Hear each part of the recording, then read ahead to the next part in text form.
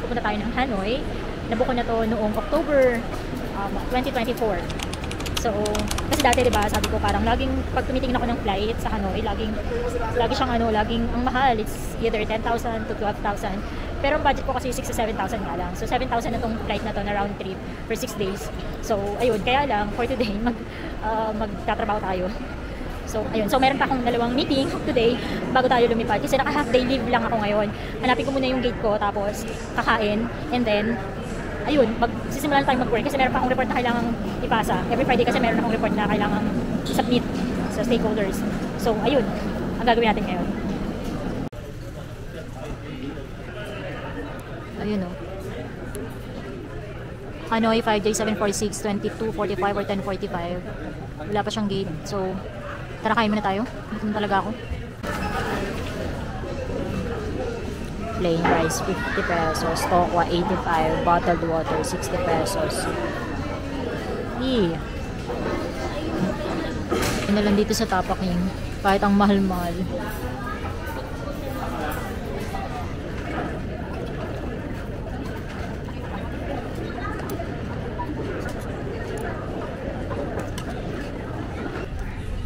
Grabe yung itsura ko dito. Hindi ko alam yung boarding gate namin kasi wala pang boarding gate yung ina-announce. Siguro mamaya pang mga 9 or baka mga 9. I-flash na kung saan boarding gate kami, wala pa rin. But, ano ba ginawa ko ngayon? So, tapos ako sa isang meeting ko. Isang meeting na lang. Dito na lang ako pumesto sa medyo malapit sa charger kasi nag-charge ako ng laptop and nag-charge din ako ng phone. Siguro mamaya sa second or last meeting course, na-join na lang ako via phone. Kasi sakto boarding ko yun. Pero nakakatuwa lang, nakaya ko lang gawin to. And then, yung isa pang gagawin ko is yung mag-update ng weekly report. Grabe yung nasa tapat ko is mag-board na yung boarding na ng papuntang Amsterdam, Europe. Manifesting na soon tayo naman yung makapunta ng Europe. But anyways, going back. Yung ginagawa ko na lang, yung tinatapos ko is yung weekly report ko. Nagawa ko na naman ito kahapon. Almost half na lang yung tatapusin ko para before mag-flight, na-send ko na siya. And finally, leave na talaga ako for real. Kasi half day leave lang ako, na-mention ko. Tapos kanina pala, dun sa immigration, kwento ko lang kung ano yung nangyari kanina sa immigration. So, nandito ako mga 5:10. Tapos, ang haba kasi ng pila dun sa check-in baggage eh. Doon natagalan. Hindi pala mahaba. Kasi may special, ano naman, di ba? May parang lane para doon sa mga walang check-in baggage. So, pumila ako doon. Kaya lang ang tagal. Siguro mga pang-pito ko, pang-8. Natagalan ako doon. And then, so yun, okay na-issue na ako ng boarding pass. Tapos, syempre, sa immigration, natuwa naman ako kasi konti lang yung pila, as in may pila. Pero medyo hindi ganun kahaba. Hindi ganun kahaba yung pila sa immigration. Parang 2 linya lang na mahaba. So, andun ako ng 5:41, natapos kami sa immigration ng 6:17. Tapos yung mga tanong lang sa akin is,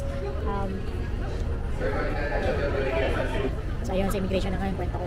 Medyo masungit, or hindi masungit, parang nakaka-intimidate lang yung IO na nag-interview sa akin. Pero ilan yung mga question, ang tanong na sa akin is kung kailan ka babalik, may kamag-anak ka sa Hanoi, saan ka nagtatrabaho, anong company, tapos tinanong ulit ako kailan ulit yung balik ko.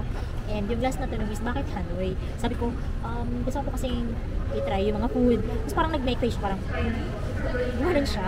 Tapos parang may sinasabi siya na, parang sige, mag-food trip ka dun kung gusto mo. Parang gano'n yung sinabi. Hindi ko masyadong narinig. Tapos yun, tumawa na lang ako.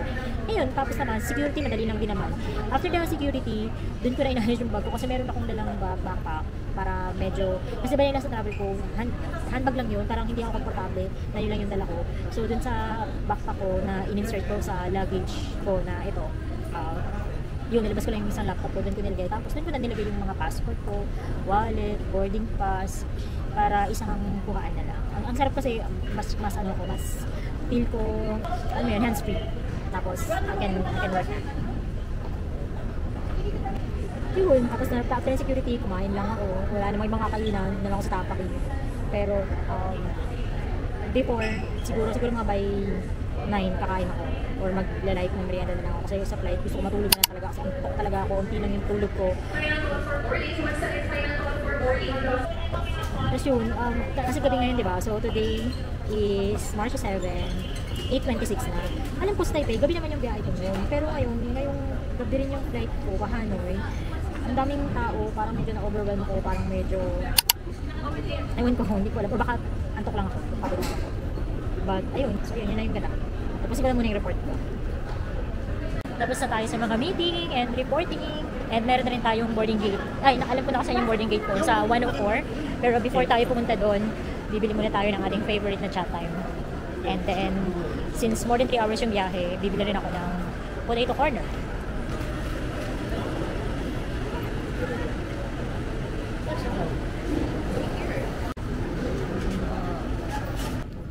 Time check, it's already 10:11 and 10:45 yung flight natin. Nandito na tayo ngayon sa boarding gate. Ang ating boarding gate ay 104. Tapos, bumili lang ako ng chat time because it's my favorite. Tapos, nag-refill din ako ng water. Kasi kailangan natin, di ba? We have to stay hydrated kapag nag-ride ng plane. Actually, nakalib na ako. Second half of my duty. Nakalib ako. Tapos yung first half is nagtatrabaho ako.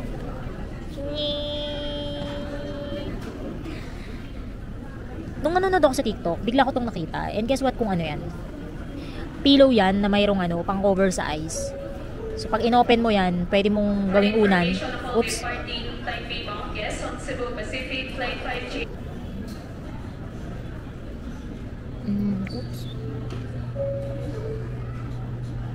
For information about the assignment, SLP 101. Family was all departing Flight Friday 310.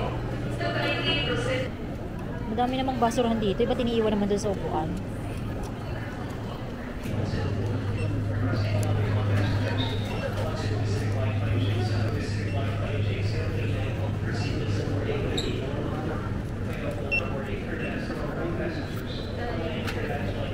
Thank you. It's time to go on a journey. The world's my show.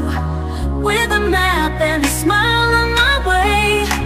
New adventures every day. Traveling far under the stars, across the seas where dreams are free. New places to find, leaving worries behind. Traveling the world, feeling so alive.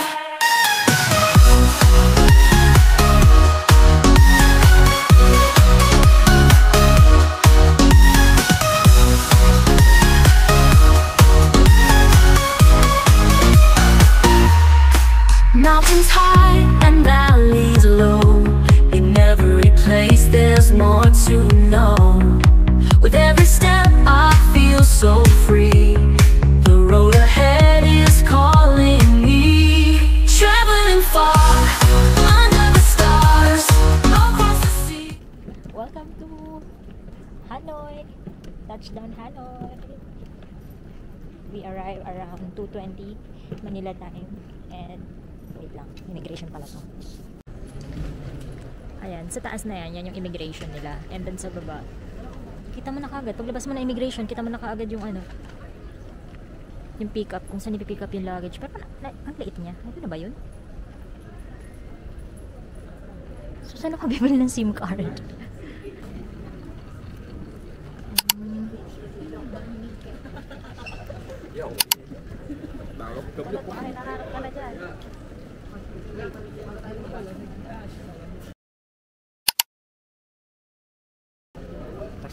Ano?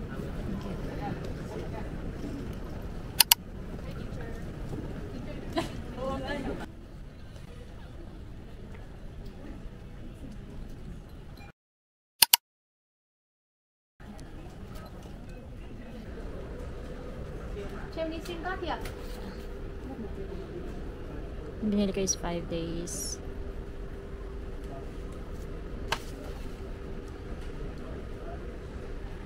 And then siniset up na lang yung phone ko. Is it good now? Yes. Oh wow. I Yeah, it's okay. SIM card I check okay nhá. Yeah, okay. So I give you hotline number. If you need support to the SIM card, you can contact Peter. Okay. Yes, thank you. Thank you. You can check, please. I give you hotline number. Oh. Hello, so SIM card money change here. Money change here. No, I have SIM my. money change here. SIM card here. Okay, so nakapag-withdraw na tayo ng pera, nakabili tayo ng SIM card, milyonaryo na tayo. Kanina pa nag-chat yung taxi driver ko, so kailangan ko lang siyang hanapin. Where are you? Where are you? I'm here. Ang lamig. I have my SIM card. I'm sorry. Do you need to buy SIM card or check money security? No. I'm sorry. You have kasi? Looking for my driver. Yeah, okay. Yeah. Okay, so kanina pa ako makontak yung driver. So medyo natagalan sa pagpila dun sa ATM kasi ang haba ng pila. Oh! Jonah. Yep. Sorry. It's cold here. Why is it cold? Oh, thank you. Malamig. Ang ina-expect kong weather is like parang Philippine weather lang, pero malamig niya. Hindi ko na-expect.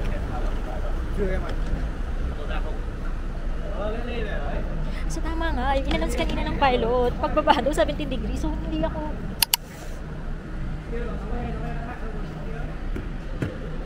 Okay, thank you so much.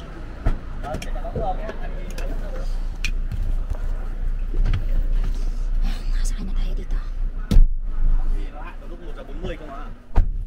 Lord, hindi ko maintindihan, medyo challenge sa language. Iniwan niya ako, so... Journey, the world's my show. With a map and a smile on my way. New adventures every day. Traveling far, under the stars. Across the seas, where dreams are free. New places to find, leaving worries behind. Traveling the world, feeling so alive.